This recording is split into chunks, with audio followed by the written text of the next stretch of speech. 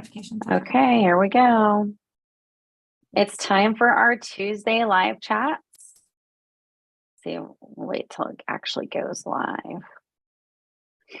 All right, it's time for our Tuesday live chats. That's what I'm so excited about. It's going to be a really, really fun month because we get to talk about things that are near and dear to all of our hearts, really. But Kenna, you've been thinking a lot about this and sort of planning out our month and our topics. So why don't you introduce what we're talking about today? Okay, so May is Mental Health Awareness Month. Mental health awareness is obviously a priority for us at Content Journey all the time. We have expertise in this area, and we also have clients in this space currently. And we really focus on making sure that mental health marketing is done ethically and properly so that it doesn't further harm anyone while guiding them to information that they may not feel comfortable seeking elsewhere. Absolutely. And Emily, we obviously think it's really important. Tell us a little bit about what we see other people do and why we take it so seriously. I think a lot of times just the language usage really doesn't consider like people as humans, as whole humans that have like the full range of emotions and human experience. And just because someone has experienced trauma doesn't mean that they deserve to be labeled in certain ways. And so a lot of times using negative labels or labels that maybe can even stir within our own emotions a sense of shame or guilt can prohibit us from connecting to a service that we really need. And so sometimes we've seen other partners or other marketing companies talk about things in ways that are really damaging to the clients that actually need the services that are provided for the agencies that they're representing. Yeah, I was talking to someone about it this morning who's a part of my my SEO group. And she and I were talking about this subject in particular because I think I don't think that these other places are bad people inherently, right? Like they're using that language because they're thinking of it in Googleable terms, right? And so they like addict, right? Mm-hmm. Like we don't use the word addict in our language. We would say like a substance user or substance abuse, like different things like that. We wouldn't just say like addict. But if we look at the search results for someone saying I'm an addict, it's probably higher than saying I am a substance user, right? Or abuser. Right. And so the marketing agencies are making those decisions based on the language that people are using, the common shared thing. And so I think there's a balance, right? To carry through that of using language that people are using and helping them find the website through that, but not continuing it. Absolutely. But it's Kenna, you deal with this more than probably the rest of us. And finding that and striking that balance, I think, with our word usage. And do you have any tips as you're trying to like tackle that? I think that addict is really the perfect example, right? Because I might be really likely to go online and Google, am I an addict? Right. And I'm looking for really specific types of information. But I know what addiction looks like if I am an addict, or I have a pretty good idea. And there's not a nice way to call someone that. There's not a nice way to call someone a name that has that much attached to it.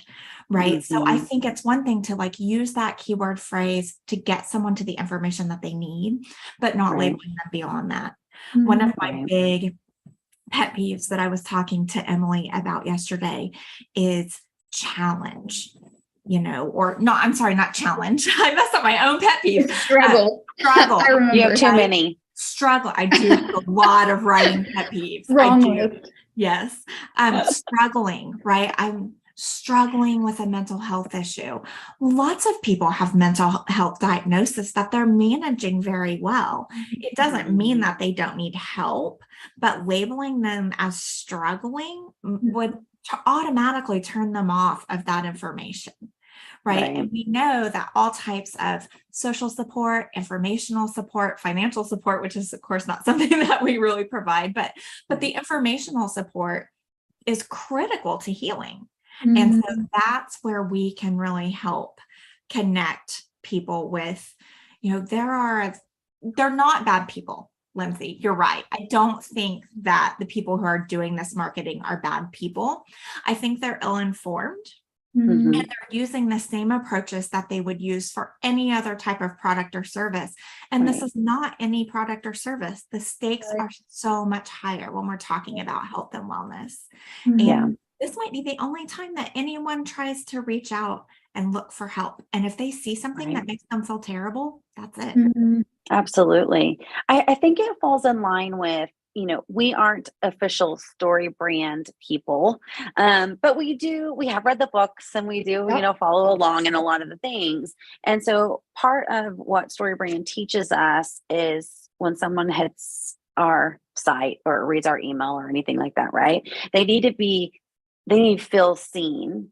We need to empathize with them. And then we need to be able to look at this future together. And I think especially when it's mental health, people are, because we've all been there, right? We can talk about it from personal experiences and not just talk about it like a house fire that we've never experienced, but like, because we can talk about it firsthand. When you're in crisis and going to the internet, because we go to the internet, we go to Google and we're like, tell me what's wrong with me. What is going on in my life or in my loved one's life? And we see that on a web page and it's, we're met with even images and not just words that just put you further in a hole and make you not want to seek the help. I think I use ethics and I use responsibility. Like those are the two words I keep saying over and over again whenever I think about this, because I do think it needs special attention. Because if you were to talk to the marketer creating that compared to the owner or the therapist or the counselors in that facility, I think they would probably have different goals, different word usage, different ways of going about it. And that mix match doesn't even create cohesiveness in your own business, I don't think. Anyway, I could just keep ranting. No, Somebody I think save it's me from important. Even myself. like you brought up like the images used, and I think that that's another piece of things that like we take really seriously, is that we don't want images that we use to be triggering or to induce shame, but instead to like be thoughtful and be things, and even having therapists review the work that we're doing and be involved in the creation process. I think just ensures that the tone that we use, that the image we select really are aligning with kind of the compassion that we want to be portrayed in every piece that we're creating. Right. That's actually one of the things I was saying to the person this morning. I was like, it's not just the education that we have like on our team, but we also, when clients need it or request it, have a review board available, and we go out and find people to serve on that. And I think it's those extra special touches that make it worthwhile. I mean, it's also why we're not, a penny a word or anything else like that too. But I think at the end of the day, it's just better for everyone involved. It's better for the clients who are ending up at those facilities and asking questions. And then, as they choose to go through treatment or seek help or whatever that may look like. There's something else too that I wanted to mention that's sort of on the other side of this. You can go too far the other way. And I have seen this in addiction treatment specifically, where posts or pages will almost make it seem like if you do this, this, and this, voila, you're healed. Right. Right. And we know it's not that simple. I mean, one of our clients says recovery is lifelong. Yeah. So I think you can sort of set people up for frustration and maybe even failure if you make it seem like a one size fits all easy solution as well. Mhm. So there's a balance there between not making it seem like this is going to be the hardest thing you're ever going to do, while recognizing this is probably going to be the hardest thing you're ever going to do. Yeah. Right. Right. So, Absolutely. like helping someone to recognize this is going to be really challenging. It's also possible. Mhm. Right. And you'll be supported. And it might look different and it might take different amounts of time. It's not going to be we're going to do this for 2 weeks and we're going to feel great. Mhm. Absolutely. Yeah. I think that Yeah. even speaks to like the type of clients that we want to work with, right? Are the clients that get that it really is a lifelong process, that it isn't a quick Mhm. fix, that it is hard work, and like we're going to meet our clients and support our clients along the way. And so even as we're selecting what mental health providers do we want to promote, do we want to market, like that's a Right. part of it too, is that we want to be sure that it aligns with like the quality treatment that we know that people actually need. So that we're not connecting people to treatment that is like promoted as a quick fix, but really doesn't deliver. Yeah. Oh gosh. I think at the end of the day, we've always said we have the, right to refuse service to somebody and have always taken that very seriously. Not only if a client isn't a good fit, that we would be honest with them about that, but if it's just against, our morals or our ethics or whatever it is, like we wouldn't work with someone. And I can 100% say that. Like if there was someone who came to us from the mental health space that really did make some of those kinds of promises, like we wouldn't be able to work for them. Like it would just go too far against what we all know and believe, to even be able to do quality work for them. Yeah. So yeah, that's a good point. But thankfully there are a lot of people out there doing great work Totally are. that we get to Yeah. promote. But I think it's there are so many facets of marketing that touch this, and there are so many people that are, whether it's billboards or TV ads or Google ads or social media, blog posts, emails, name all of the things that people are going out, because you don't just wake up one day and be like, I'm ready for treatment or I'm ready to do this. Not usually, right? Like it's usually something that's kind of like mulling over in your head at some point. And so there's like all of these ongoing efforts that just have to continue. So marketing in mental health is vital and important because you have to make sure that you have your name out there and your content, your words, your activities there for when people are in the space where they're looking for you. So you have to choose agencies, right? Unless you're keeping it in-house, but you have to have those efforts. But then figuring out what it looks like, I think it would be really difficult for people. It's hard enough for people that, or for businesses that aren't in the mental health space or in the health space at all. But like having this extra layer of difficulty, I think would be really, really tough. It'd be a struggle. It'd be a challenge. Yes, thank you. Thank you, Emily. Yes.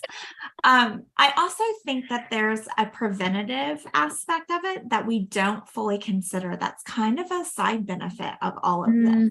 Like, not only are you reaching the person that might be, going, maybe I do need to check and see if something's going on with me, but you're also getting those messages out there of just regular kind of common things that we all should be doing to care for ourselves and to make ourselves more emotionally resilient.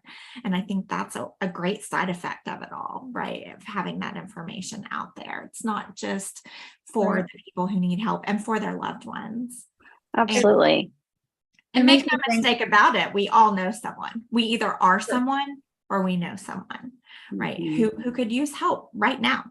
Right. And I think that's why I'm so drawn not only to mental health marketing in general, but like our unselfish marketing path that we always take is because we know that even if somebody doesn't end up as a client of our clients, kind of weird, a client of our client, that if they're reading our post, if they've downloaded an ebook, if they're going through one of our workbooks that we've created, that hopefully it's helping them in some way, even if they end up somewhere else, Right. then we feel good about the work that we're putting out in the world.